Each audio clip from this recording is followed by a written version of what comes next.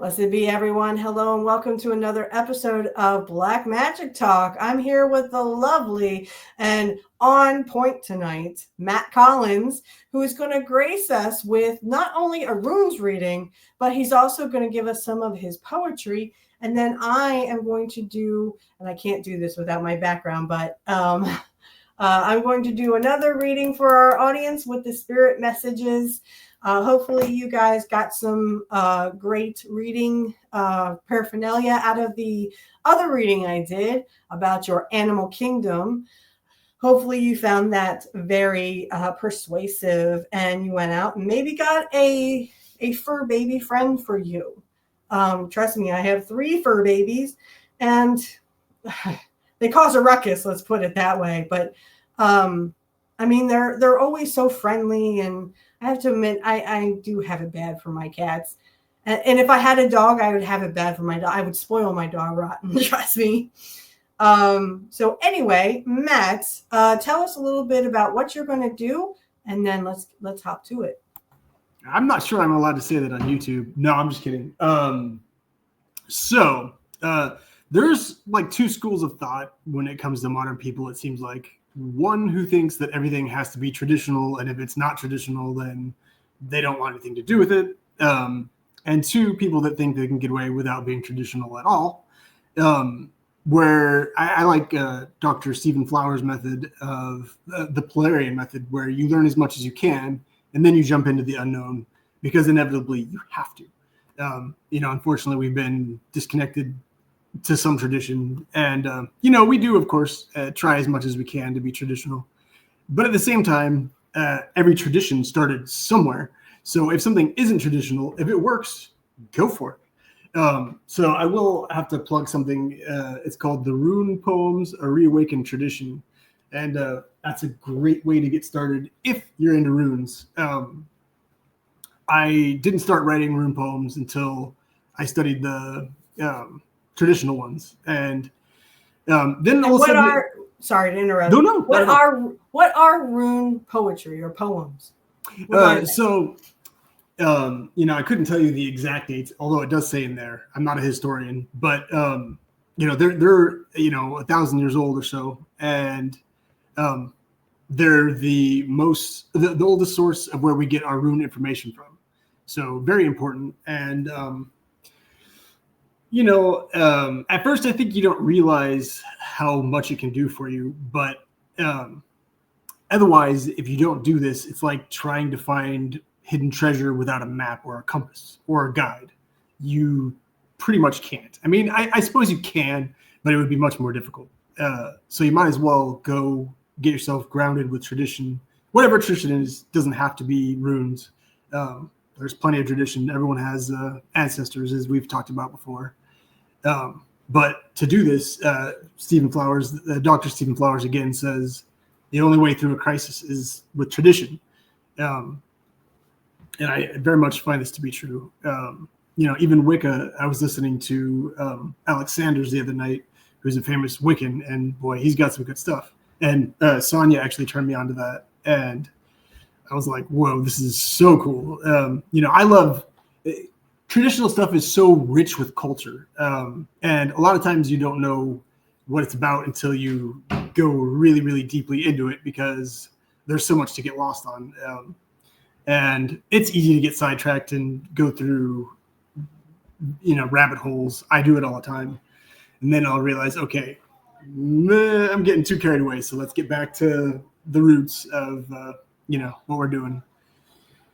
But anyways, that being said, I do actually have a book of poetry coming out this Friday, the 13th, which is my birthday. So I'm excited for that. Oh, happy early birthday. Thank you kindly. Now, how many earrings are we doing here? Pulling on the ears. Well, depends on what kind of a rabbit it is. No, I'll be 42. 42. Still young yet. You're still young yet. Yep. Although my beard is getting grays, which I'm waiting to go like Merlin all white. Oh, well, Merlin was cool. Let's say it that way. Merlin was cool. Absolutely. And it's an honor to be able to, age hopefully gracefully. But, Like a fine wine, right? Yeah, I mean, there were some times in history where people, passed away much, much too early, and that's always a shame. So we don't want that. But As we they say, all the good die young. Isn't that what they say? exactly right. Yeah, there's a Good old old Billy Joel. yeah. Yeah, there's an old quote that says something like, "No one's guaranteed a long life, even a young man." So but especially with everything going on. But anyways. So I started writing rune poems probably in 2000. I'll say 16 or 17, and ever since I just can't stop. To be honest, even when I say, "Oh my gosh, there's no more rune poems in me. I'm not going to write anymore," I'll inevitably always be called back to write more.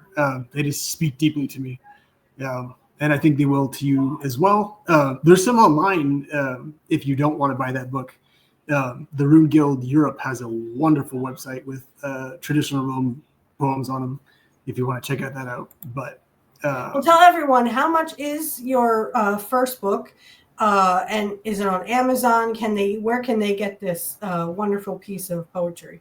Yeah, so this is my fifth book, and it's available on Amazon. And actually, if you will go ahead and send me a message on social media, I will give you the PDF for free because I'm trying to get reviews. If you can get 75 reviews in 90 days, Amazon will start advertising for you. So this is the first time I'm trying to market different. So if you will send me an email, of course, you don't want to probably put your email in the comments, but if you do, that's fine too. Anywhere you can reach me, I will go ahead and send you a PDF. I was gonna say, I think your email is probably like if you click on the YouTube thing, it just says email this person. Yeah, that's perfect. But I would definitely On DM Twitter. him. But Yeah. his links will be in the description field for his X and stuff, so you can definitely follow him and definitely DM him. Yeah. Now you had mentioned Wicca real fast, and that's my domain. So would you consider yourself knowledgeable within Wicca to maybe teach someone else about it? No, I would consider it disrespectful because I don't know enough to. But I dabbled when I was a teenager in all sorts of different stuff. I didn't know what my path was honestly till I was 30. That's when I really found the runes. Before then, I kind of dabbled with this and that, but I wasn't as serious. I did a lot of candle magic. Was actually my cup of tea, which it was funny because I thought, oh, that seems so maybe immature. Perhaps isn't the best word, but come to find out that it's actually very, very important in the Mazdan path of Zoroastrianism. They would go up to mountains, be careful doing this, of course, but they would have fires, and that was incredibly sacred to them. So once I found that out, and that ties in with Indo-European studies, which Dr. Flowers is also involved in, it was great to find out.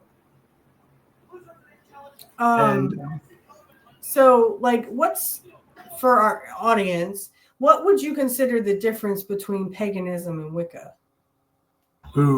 So I think paganism just so like a Norse pagan, they call a heathen, and that just meant that they would sit on the heath of their ancestors, basically their grave mounds, and try to make contact with their ancestors. No digging up or anything, no Frankenstein, but just to make contact with their ancestors because they were very big in ancestral veneration, which isn't worship, but just being grateful to and making contact with your ancestors. And I believe also, the Native Americans have something similar where, I mean, if once you like they would have these ceremonies and light fires or bonfires and stuff and dance around to honor their ancestors. So, I mean, I see a lot of similarities between Wicca, paganism, and being the Native Americans and what they spiritually thought or felt. I mean, if I'm not mistaken, I think Wicca is pagan. So, it's a particular, like, maybe brand or whatever you want to say. But, like, Celtic culture, too, Samhain is... so, from what I read, in Celtic culture, they wouldn't read poetry and stories until Samhain, and then until Beltane, then they would stop. Unless there was a marriage or a funeral or something particular to read it for an occasion. But...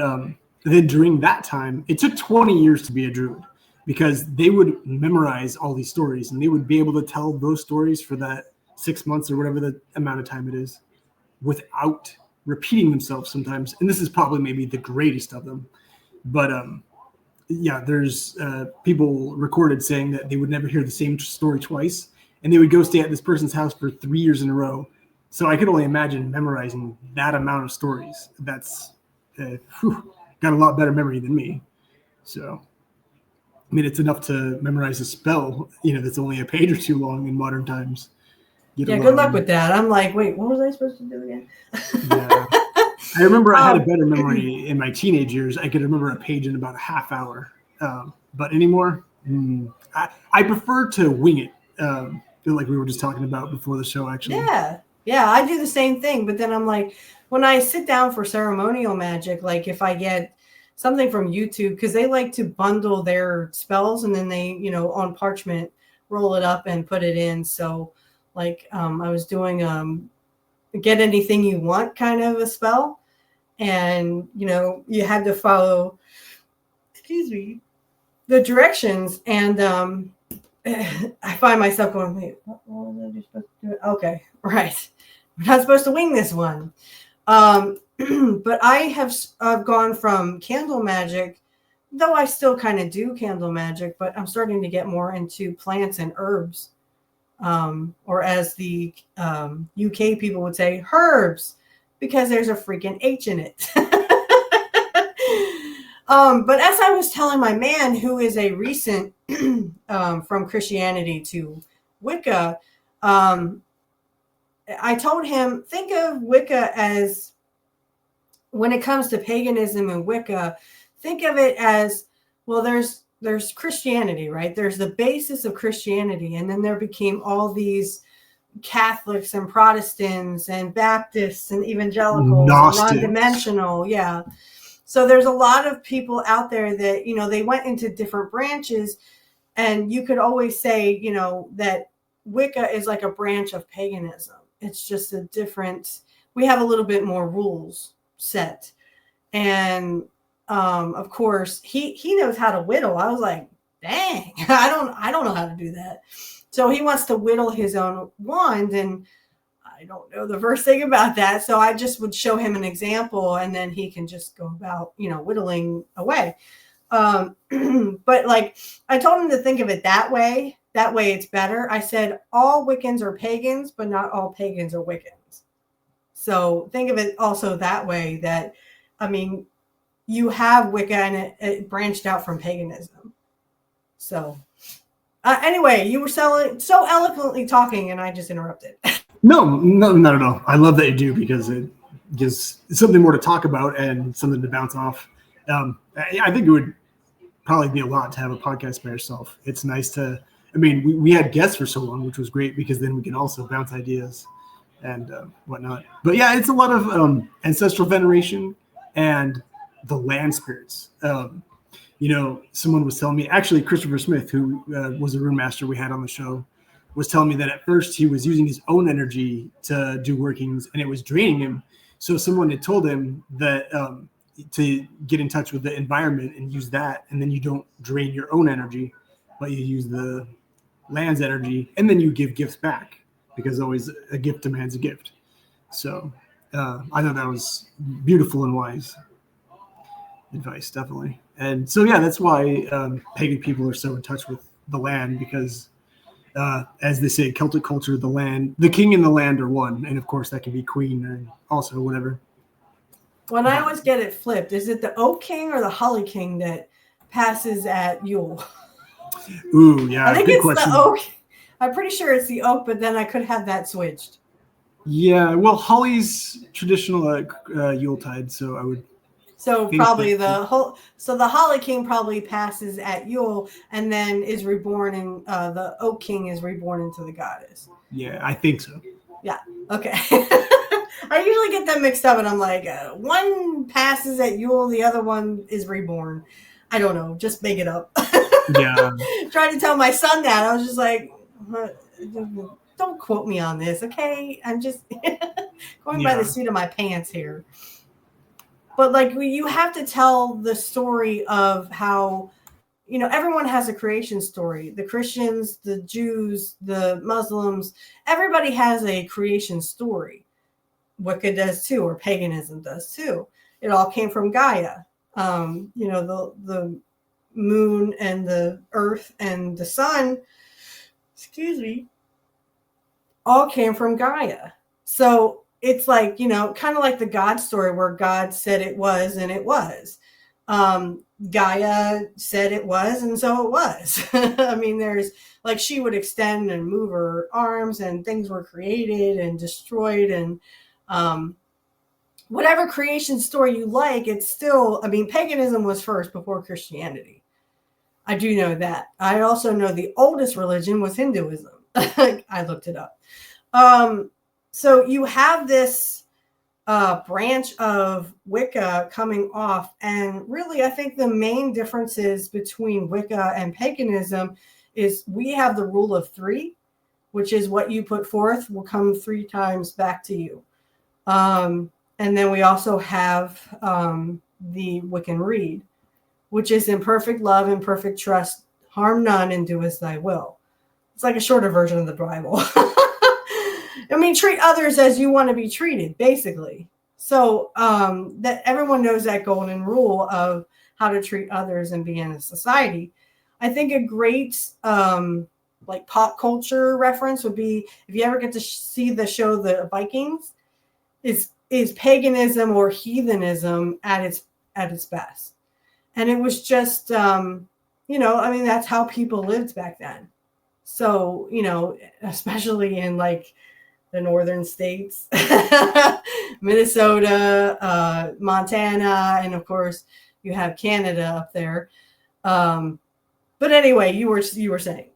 Yeah, and well, no, that's great. Also, I mean, there's similarities in Celtic creation myths and Greek that are really interesting. A little bit tied in with Norse, and I was reading Ancient Egyptian Literature, Volume 3, and it was saying, I mean, Egypt went on for so long. Even their gods and creation stories vary within Egyptian culture itself, depending on what cult was in power at the time. So I found that very interesting. And the ancient Egyptians got their power from the sun god Ra, and then it was Osiris and Isis, and then Set, and then their lower, the lower totem pole was Horus, and then of course the Jesus story came somewhat from Horus. It also came some from Dionysus. So I mean, that Jesus story was not original, but they pulled things that they liked from the other gods that had already been established by the time Christianity came into it. So, I mean, there's lots of things you can pull from those stories. Even Osiris, some of Osiris came out of, the resurrection of Osiris was the resurrection of Jesus. So, so they pulled the things kind of like they did with the pagan holidays. Yule, Samhain, Beltane, and then Ostara. Of course, they pulled things that they liked from the religion and then kept, they kept them and then discarded what they didn't. And again, it was, the birth of Jesus and then the resurrection and passing of Jesus. So you had Easter and Christmas, respectfully, and then which countered Yule and Ostara. Ostara is actually before Easter. I don't know. Easter is sort of it's sort of a Jewish holiday in there, which is Passover. So, and my dad loves watching the 10 Commandments with Yul Brynner and Charlton Heston. Not the first movie they did, by the way, together, I mean. But it is a good movie. Everyone kind of hates Yul Brynner's character. I mean, and for good reason, because he would become the evil Pharaoh who would not let the Hebrew slaves go. So I'm going to have to take that out for YouTube. I don't like that word.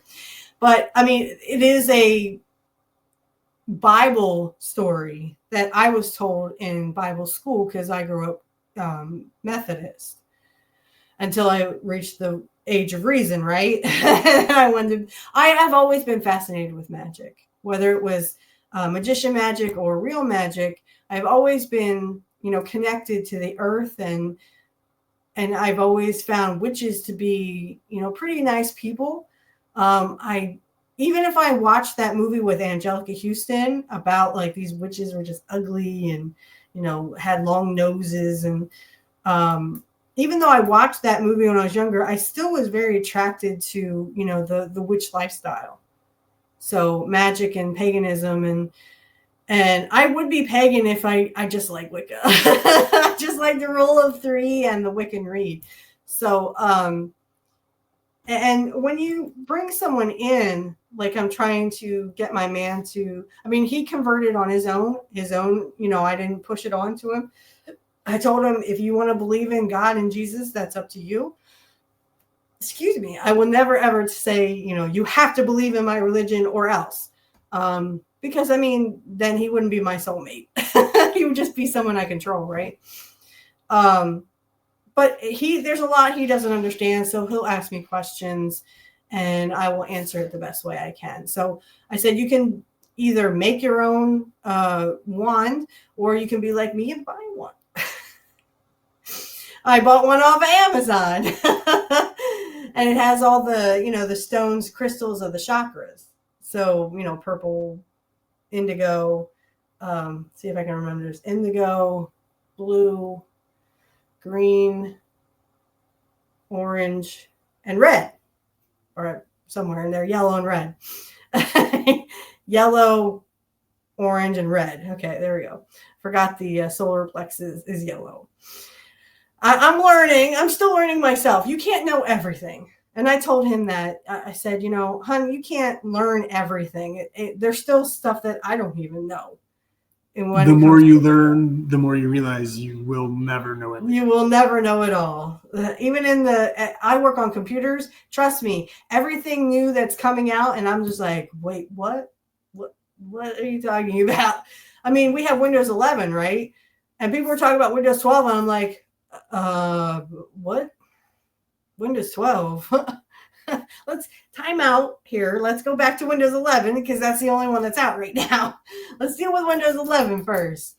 But yeah, I mean, there's still stuff that I go back to my teacher and I'm like, crap, I didn't know that.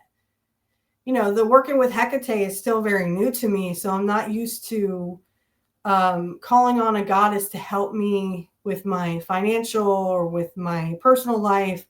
I'm not very used to that kind of thing. But anyway, sorry, go back to you. Not at all. You know what? I'm going to do the rune reading really quick because if my candle goes out, I can't read these runes because they're starting to come off a little bit. So okay. I'm just going to go ahead and jump the gun. I didn't even know you had a candle there. That was just from the computer. Well, that too, but it gets... And as soon as I say that, okay, I'm going to have to bring the candle closer to me. Ooh, that was smooth. I dumped some wax on my finger. Yeah, that hurt. Every time we did a visual at church, I would get that wax because they would only put like paper around the candle, and then the wax is like hot, and you're like, ow, ow, ow, ow. So the first one is the 21st rune, Laguz, which is a lake and preparing your ship to go into the water. And it's a lot emotional, just like perhaps in tarot kind of water scene like that. So yeah. It's a good thing I asked my question already. I would say yes to that. Yep. Okay. That is good because oops. If not, well, and just like the tarot reading with Sonia, I go back to that. In fact, I want to ask her if she will do a tarot reading for us both on Sunday. Like our ship will come in is what she kind of said. Ooh. For her tarot. So that's very funny that comes up. This is interesting and hilarious, at least to me. Ansus. So this is the fourth rune. It's like Odin and consciousness and eloquent speech and the magic of speech. So in Norse culture, there's two different kind of magics. Typically, there's speech magic, which is gold or like chanting, and then there's, I believe it's pronounced scythe, and it's body magic, which is more Freya. And Odin learned from Freya, and Freya from Odin. But yeah, so Ansu's is more typically, I guess, seen as male, but the point is eloquent speech and consciousness. So emotions and perhaps consciousness. That could have to do with the show here because, I have the gift of gab. And I have a special gift for my wrestling viewers, though I'm not sure when it'll get here, maybe a couple of weeks. But I have something very important to show them. So that's all I'm going to say. Perfect. And the last is the 11th rune, which is Isa, and it's focus and ice concentration. So Lai, Lagus, Ansus, Isa, a lake, or emotions. And that's pretty much what I guess I would see is emotions, speech, focus, probably, since you said that. Focus on the target. And maybe prepare yourself to focus. Might be good. That thought. Sort of already have started, though. I'm not really sure. I mean, I started saving things on Amazon, and I kept asking. I was like, should I do this? I mean, are we ready for this? And he's like, yes. So. Yeah. Cool. I always write it down. I have pages and pages and pages of. Absolutely. I should do that too. I've been trying to do tarot more often because, to get used to, the cards themselves. I've been doing like week readings, and some of them have kind of been spot on and others not so much. So, but at least sometimes you just don't see until later how they tie in, and you're like, oh, I didn't think about it from that angle. It does make sense, right. When it's already happened. Yeah. Yep. Yeah, well, that was a great rune reading. Now, why in the Rune Guild, is there such a thing as if you could explain, do you guys give rune readings to each other, or is that not a thing? I'm sure people do, maybe on a personal basis, not, I mean, we have had courses and stuff, of course, and I'm just a learner, so I'm sure there's things above me that I don't know about. But Christopher Smith, who we had on, he ran a course. I'm going to say last year or this year.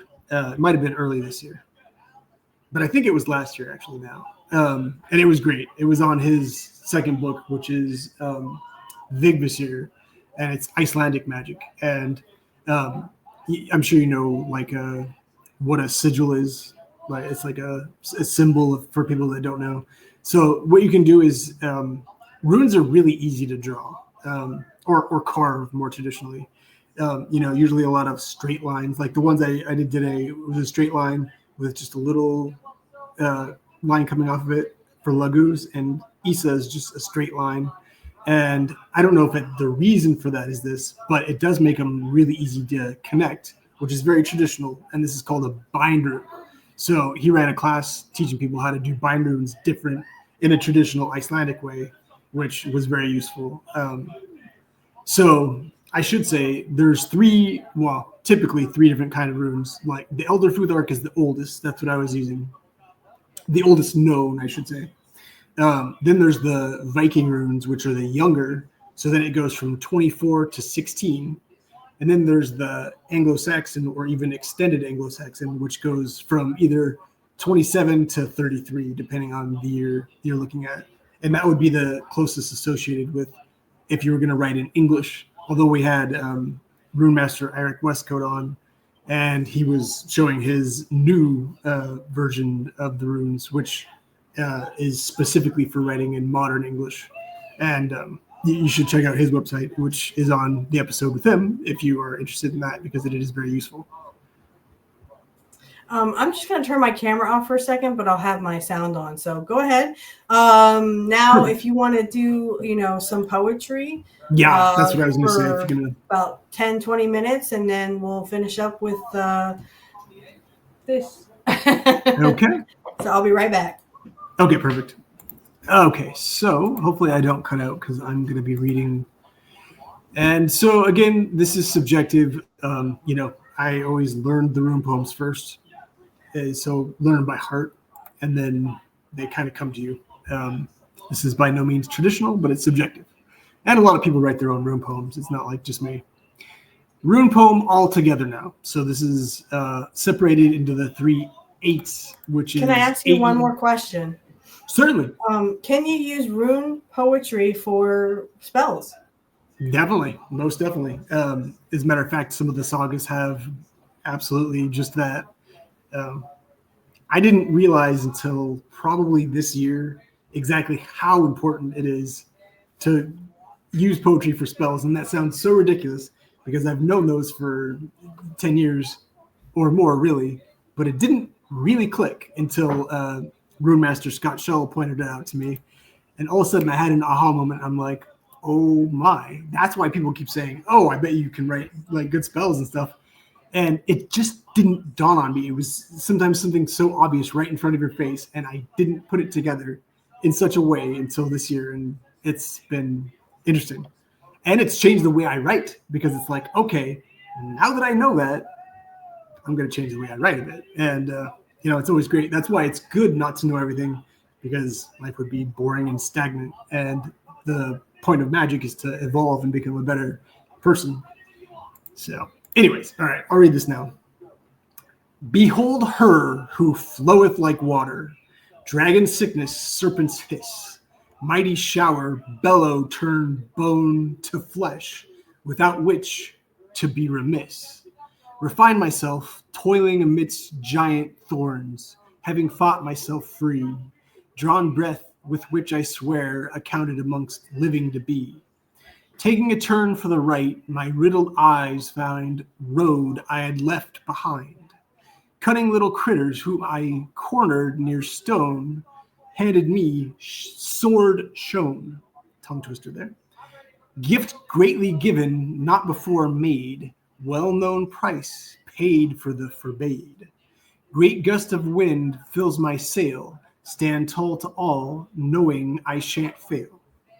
And I'll go ahead and break that down since we've got the time. Yes, please. So it's actually 2 lines per rune. So to me, Fehu And what does that always... mean? I'm sorry. Can you explain what that is? Sure. So okay, there's 3/8 in the Elder Futhark rune row, and they're in 8s. So 8, 16, 24. And so I wrote 2 lines for each individual rune, so this was just the first 8 that I just read. There's 2 more parts to this poem still. But so Fehu mostly talks about water, but it does talk about gravefish, which is basically a kenning or a double meaning for dragon, which I'm really into dragons. So it's also associated esoterically, which is like magically, I suppose you would say, with Frigg or Freya. And somewhat because Fehu is the letter F, and both of those goddesses' names start with F. So, behold her who floweth like water, dragon sickness, serpent's hiss. Dragon sickness, I definitely, so Professor Tolkien was big into Anglo-Saxon study, and Beowulf is the most well-known Anglo-Saxon poem. So I assure you that he got his dragon from that. And so that has passed on to me from that one. Then the second line, or second 2 lines, is Uruz, which is the second rune, the letter U. And it's 2 oryx who hit their head, and they're moor roamers. So I wrote, mighty shower bellow turn bone to flesh, because Dr. Flower says that he gives you these books, but he just gives you the bare bones. You have to put flesh to the bones. You have to flesh them out yourself, because they're study courses. as Room Master Dave Lee would say, you can't be spoon-fed. You have to figure it out yourself. You can be guided, of course. That's the whole point of being affiliated with a school of consciousness, if you feel pulled to one. But you can't be spoon-fed, because then it would just turn into dogma, doctrine of just being, told what to do, and everyone would be the same, and it would be, modern culture, not something worth of value. So the third room is Thurisaz, or thorns, and this is associated with Thor and giants. And there's more to it if you read the poems. But refine myself, toiling amidst giant thorns, having fought myself free. So it says in the rune poems that any noble knight or any knight shouldn't lay amongst the thorns, because they'll get you. And it's known as a sort of a nasty rune, but it's important. Thor is the guardian of Midgard. Odin made Thor to fight against the giants. So Odin, he uses wisdom to try to reason with the giants, but they're, these archaic forces that they are very wise, but they always end up trying to destroy you. And it's usually like seen as a reaction. So you have the conscious choice to act, but you might have to respond to this reaction that comes from nature in many ways. And Thor chooses to smash him with his hammer Mjolnir, whereas Odin will try to wisely fight against him. Brings us to the next rune, Ansus, which we just got in her rune reading, the middle one. Drawn breath divine, with which I swear accounted amongst living to be. Because Odin gave the divine breath to the first two humans, which were found and not made in the Germanic creation story. And I swear, because that is oath keeping is very important. And the phrase to be is to be or not to be. That is the question. And definitely, the answer is definitely to be. Then we've got Rhytho, the fifth rune. Taking a turn for the right, my riddled eyes find road I had left behind. So, of course, I purposely did right and left. And you've got to read it to fully appreciate it, because, like, the word road is actually R-O-D-E, but I'm not going to get into that. It's too much. But Rhytho is like a wheel, and it's about working rightly, because even though it doesn't have the Wiccan rule of three, it's still very important to be ethical, to keep your oaths, to protect your ancestors and your community, and things of that nature. I think in any magical path, I've never come across anyone good that would be, saying anything against that. All right. And then, this one goes back to one of my favorite sagas. This is Kanaz, and it's about finding a magical sword. But there's always a gift for a gift, which will come down in a few poems. Cunning little critters, the dwarfs, whom I cornered near stone, hand me sword shown. There's the tongue twister one. And this king got a sword from dwarfs, but he made them give it to him. So because of that, they put a curse on the sword that anytime it's pulled, it has to have that red stuff on it that everyone has in us that we can't say on YouTube. So then that leads us to Gabo, the seventh rune. Gift greatly given, not before made, the oath. Well-known price paid for the forbade, which is reflecting back on the former poem about the sword. Then we got Wunyo, the eighth rune. Great gust of wind fills my sail. Stand tall to all, knowing I shan't fail. So, that's like getting inspiration. Wunyo's a lot to do with wind, but also the handkerchiefs that ladies would give to the knights to as a promise token to return, and you'll have that love that's so important that drives us on in many cultures. Okay, then we're on to the ninth rune, the second eight. Stout as a cursed hail, seemingly drawn from nowhere, having hit. So Hagalaz is the ninth rune, and it is hail. But from hail, even though it drives the farmers and serpents crazy, it melts into life-giving water, which is impossible to live without. Then we've got the 10th, which is now these. And Great necessity burns deep within me. I will things as I see fit. And so this is taken in a left-hand path way because what I want will happen. That's how you state something magically in order to get what you want. And great necessity burns deep within me because if you don't need something, it's not going to work. You don't just do magic to fool around. It's not funny or cute. You do it because you need something. You honestly need something. You need to protect something. You need money to live. You need to change something. And so you do. Then you've got Isa, the 11th rune, which was the last rune in your drawing. Tonight, and it says, cold as ice, drenched in sweat, if only it wouldn't freeze so fast. And that's because now Lise is the 10th rune. It's if you don't find that necessity, you freeze during the winter. And Isa's the cold, but it's also focus. So yeah, I guess what I was trying to say there is maybe if you focus too fast on the wrong thing, ice can be very slippery. Even though in the rune poems it says there's these beautiful gems that draw us on, it's also really easy to lose your footing and slip in the winter. You can imagine in a place that didn't have heaters and they relied on fire and they relied on horses and ships, but you can't use those during the winter because there's no sun and there's no heaters. So yeah, that's why it's important in that culture, especially.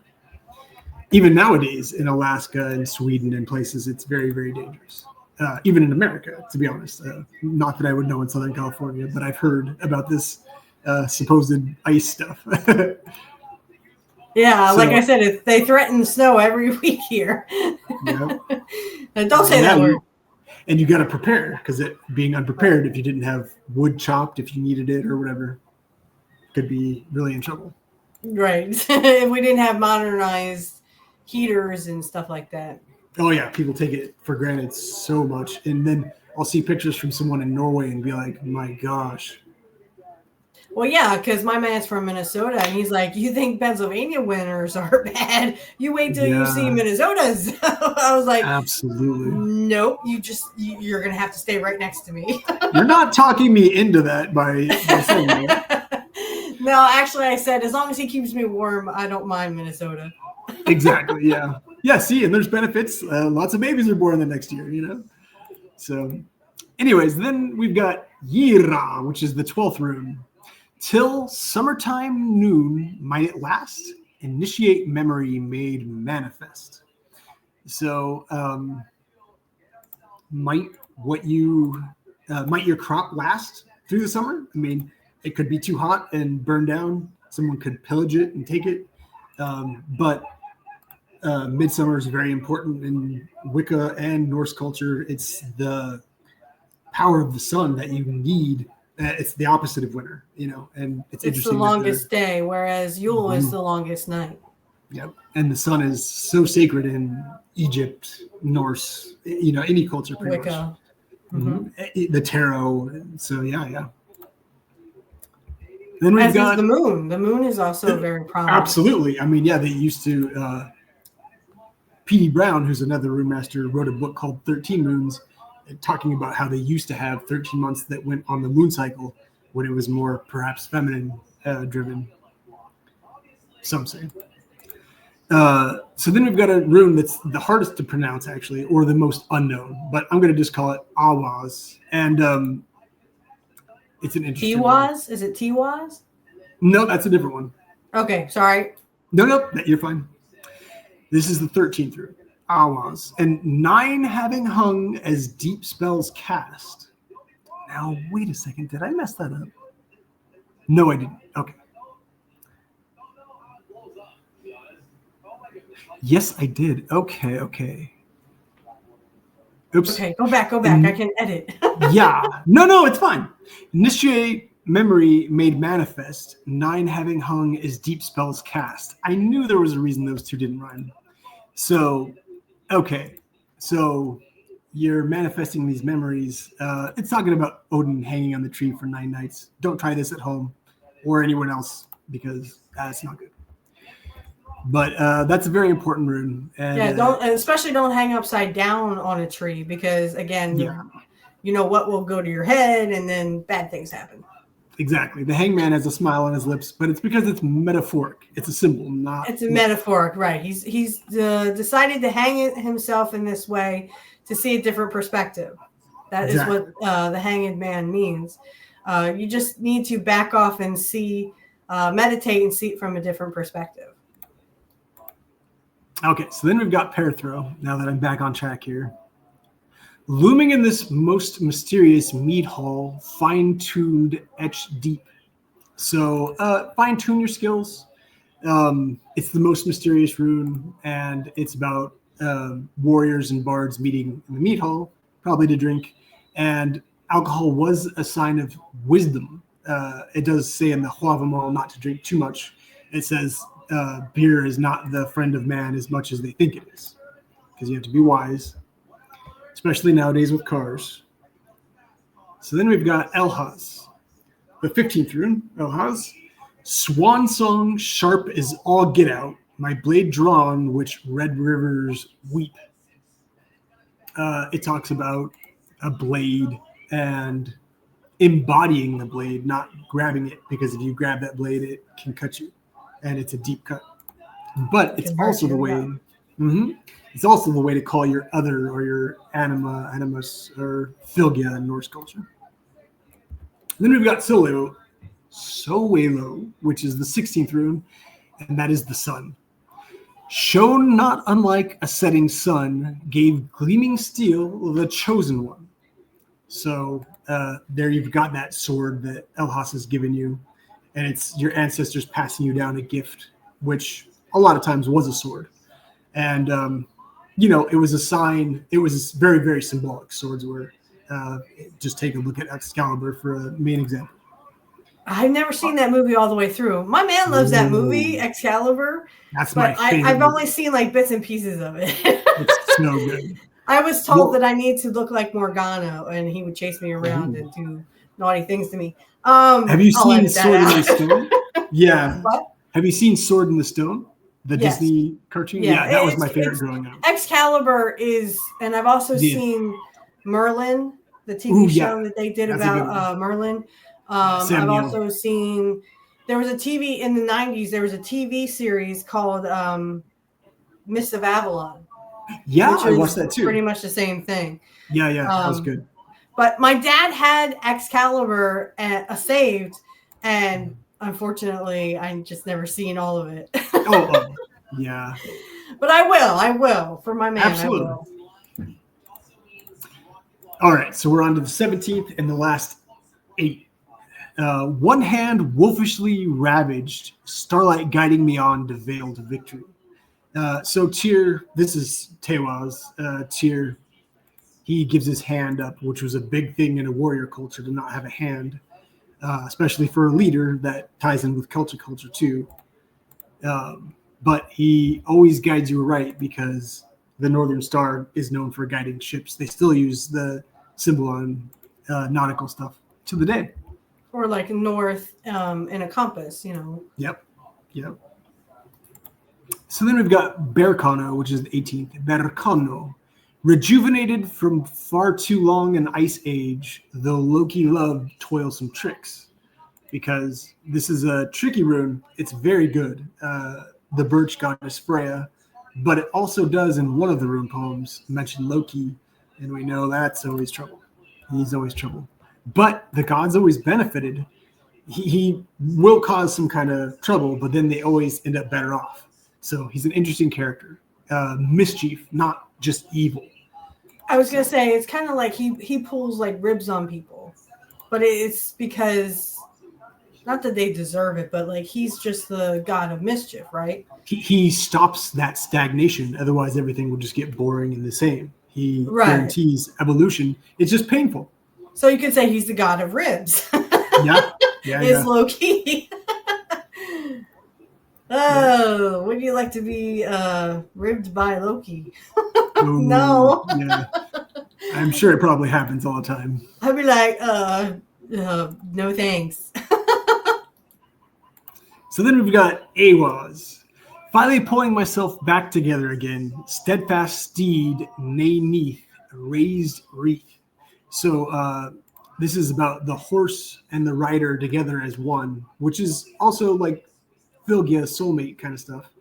Um, Me and my soulmate.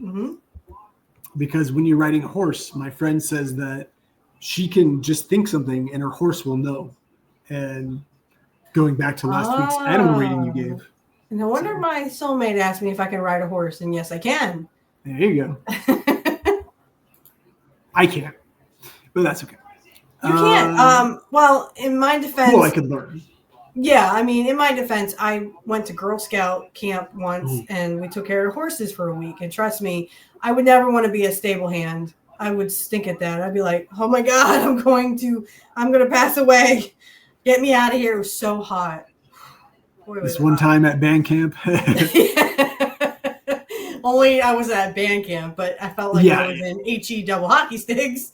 Yeah, I had to go. Anyways. But no, I had a really cool horse. And now her name escapes me, but it was a good time, I thought. And it teaches you, how to maintain horses and not just ride them, but maintain them.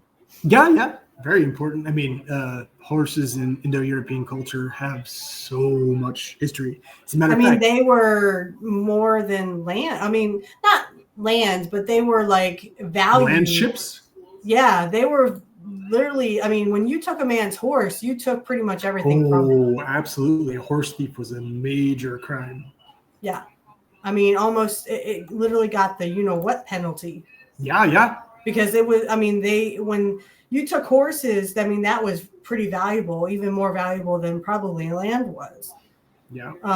Because a man and his horse. But yeah. Now because you couldn't just order groceries, Yeah. Hey, can I have some horses? yeah, exactly. That too. I'll take one for the kid. All right, this next one I have to edit out a little bit, but it's Manas, the 20th rune. A made man undefined by what's between your thighs.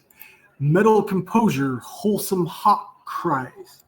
So a made man, when you finally, it could be a woman too, of course, but man is the gift of man. I was going to say, we don't have anything between our thighs there, dearie. That's kind of what separates us. A horse. No. Hung like a horse, huh? Oh. That's okay. I'll edit that. Yeah.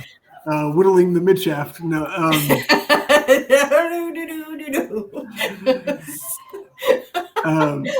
The rune poem, it talks about wholesome hawk cries. Well, hawk was the animal of Freya, but it was also the dust of man, because everyone has an end to their life, and she was associated with Valkyries.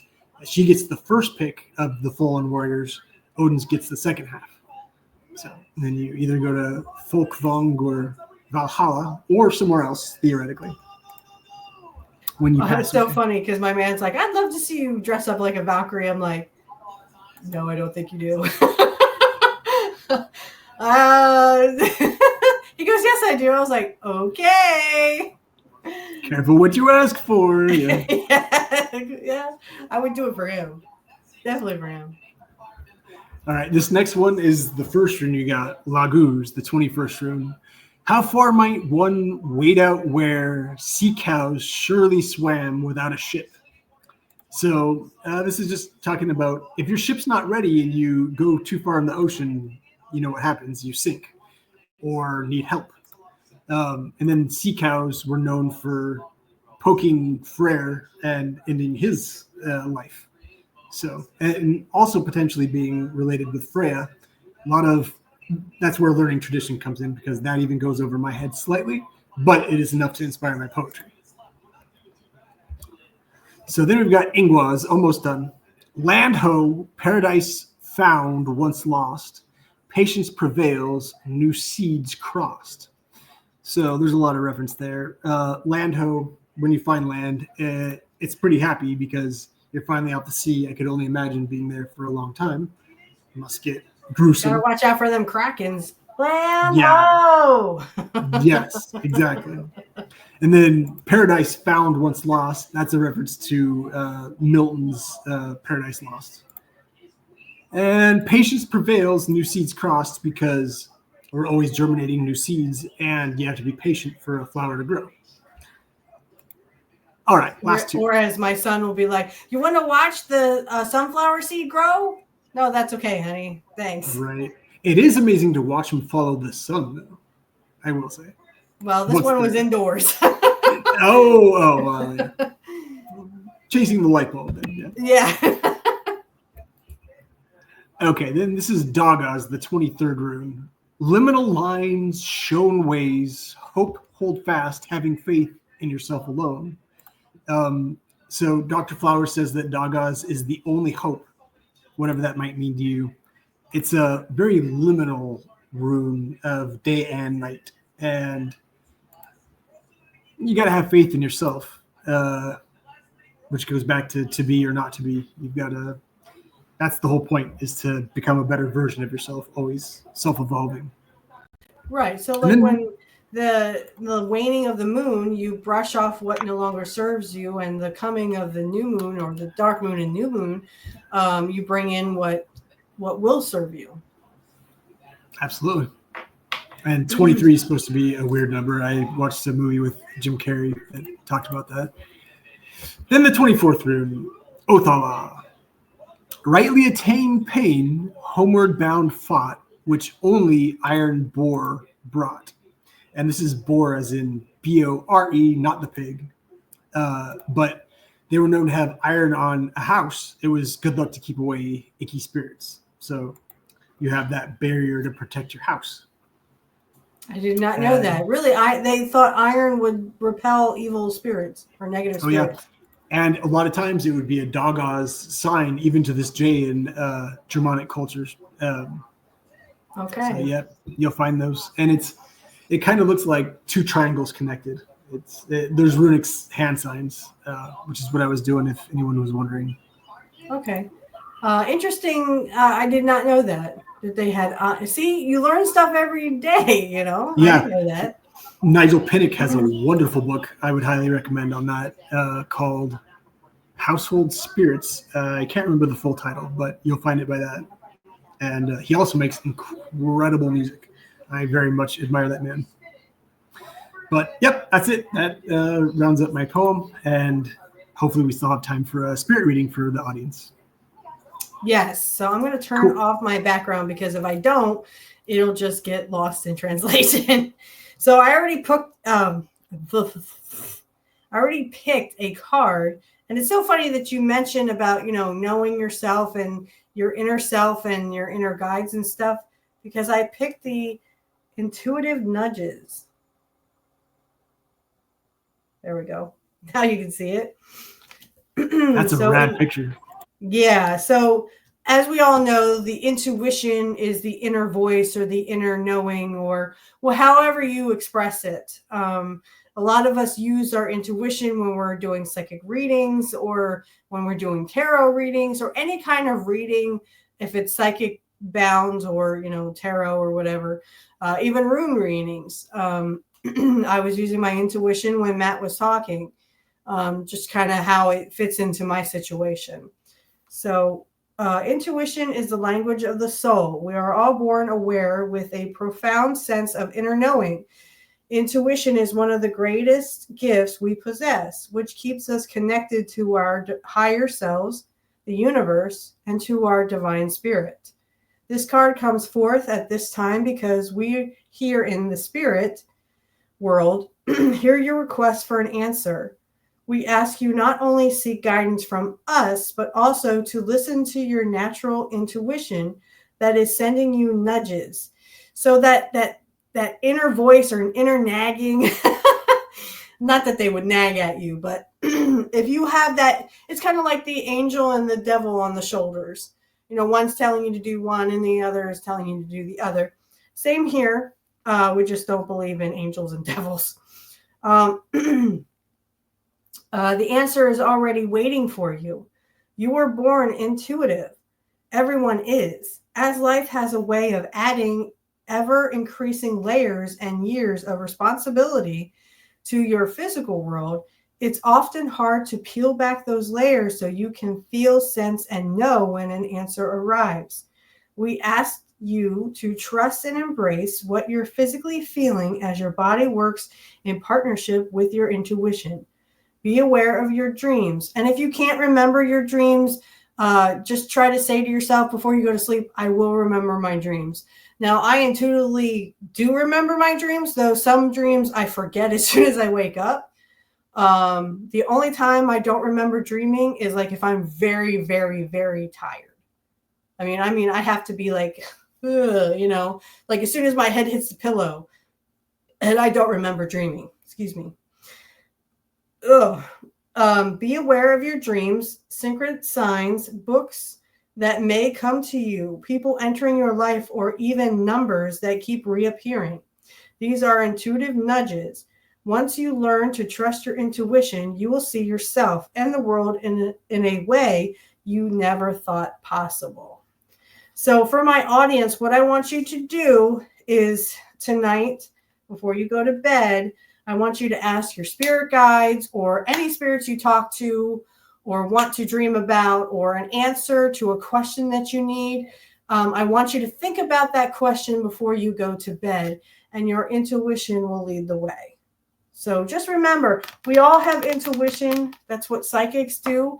We all trust our intuitions and we listen to those inner voices. Again, this you can't go wrong with with your intuition.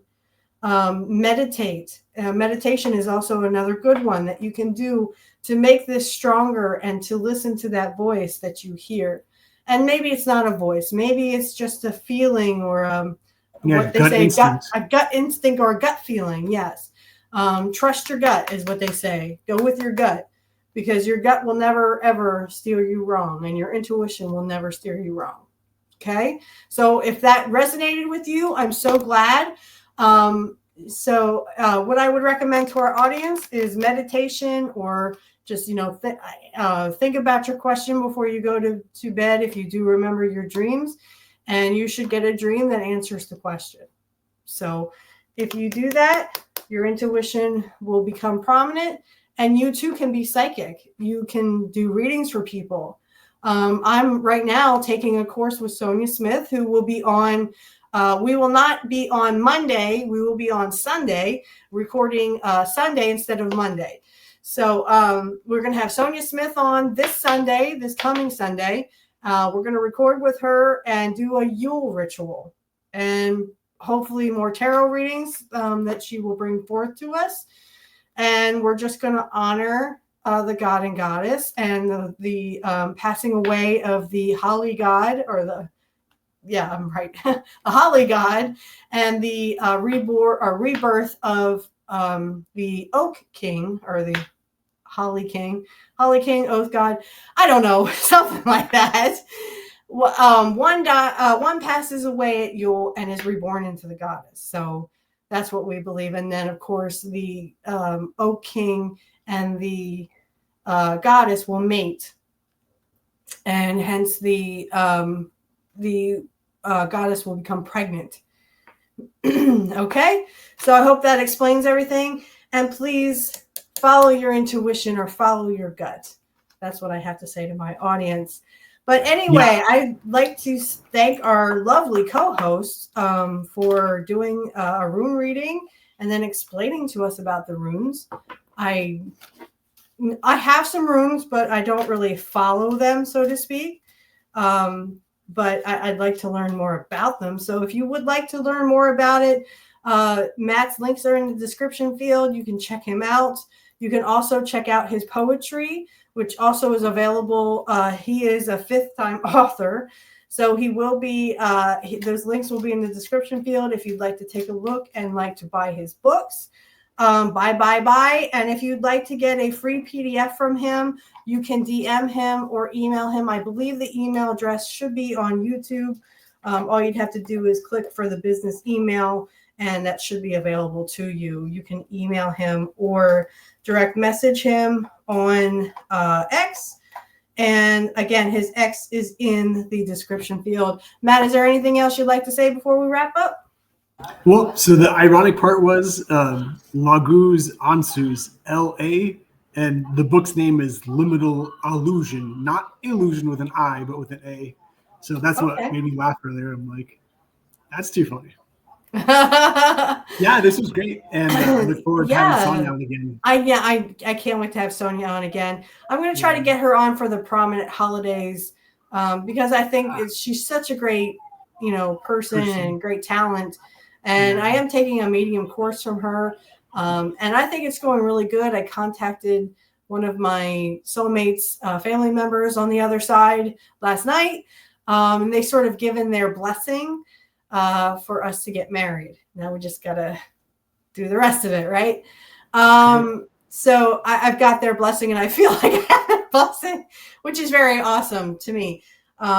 So, and again, if you do want, I can probably get Sonia's stuff. I will put it down in the description field. If you'd like to get a hold of her, maybe you'd like to take some medium courses from her. They are only $47. It's about roughly 35 euros for England. I think that's the thing. Anyway, it's what their euros equivalent. Yeah, it's equivalent to their euros. Just use the family and friends if you do pay her through PayPal. If you do pay her through Patreon, you'll just take the top tier, which will be $47, and then that will automatically translate it into her euro. So again, look for this one, and then look for Sonia Smith next week, or actually it's coming up this Sunday. There will be no episode on Monday because we will be doing it Sunday instead. But I hope that we might take a break in between just for Yule purposes. So when Yule does come, we'll probably take a little bit of a break. And then we'll come back here and we'll talk about more magical things. I hope everyone has a great week. And if I don't see you, have a very happy Yule. And make sure you kiss the loved ones that are most closest to you and very dear to you. I know I have to do that too. Under the mistletoe. That's right. I told my guy that. I said that's one thing that the Christians took that they actually liked. Because it promotes, intimacy. It's interesting as in Norse. The kissing, yes. Well, it's tied in with Loki in Norse culture. It's a little funny. A rib. So there you go. And everybody else, it's just mistletoe that you can kiss under. Those old games, so-and-so sitting in a tree. If you ever played those. Anyway, again, everyone have a Merry Yule. And I hope I'll see you in 2 weeks. We'll probably see you we'll see you this Sunday, obviously. We will have one more episode, and then we're going to break for Yule, and then we'll come back in a week, I think. Not sure what the last Monday is, but we'll definitely be back with something. So everyone have an awesome Yule, and we'll see you back here. Blessed be everyone. Blessed be everyone. Hello. I just want to let everyone know that the outro music is AI generated. Thank you for subscribing to my channel. And also, if you would like to generate your own AI, the link in the description field will be for their website. Blessed be everyone.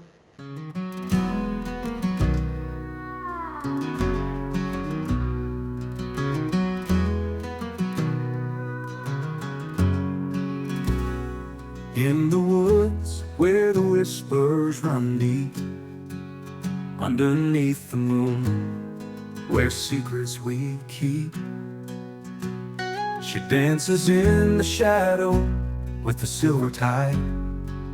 Candles flicker soft, guiding light as a guide. Her altar's filled with herbs and old charms, lost in ancient spells, safe in her arms. Stars weave a tapestry across the black sky. With a chalice raised high, she lets out a sigh. With her sacred circle drawn tight, calling to the spirits in the quiet of the night. Her magic's in the earth, the wind, seas. She whispers ancient words, swaying like the trees. In a grove of oaks, where the world stands still, she gathers her strength with every Sabbath thrill. The moon's tender gaze, casting shadows cold, the stories of her craft in the twilight retold. The broom by her doorstep, sweeping away all the dark shadows of yesterday. With the cauldron bubbling, herbs to the air, every spell she casts is a heartfelt prayer.